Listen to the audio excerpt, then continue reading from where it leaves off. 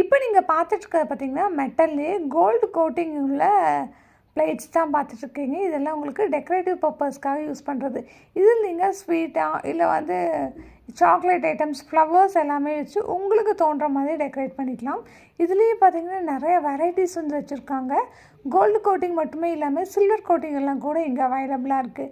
நம்ம இந்த கலெக்ஷன்ஸ் எல்லாம் எங்கேருந்து பார்த்துட்ருக்கோம் அப்படின்னு பார்த்தீங்கன்னா ரித்திக் ரிஷா அப்படின்ற ஒரு டெக்கரேட்டிவ் ஷாப்லேருந்து தான். இந்த ஷாப் வந்து ஆல்ரெடி காந்திபுரமில் இருக்குது.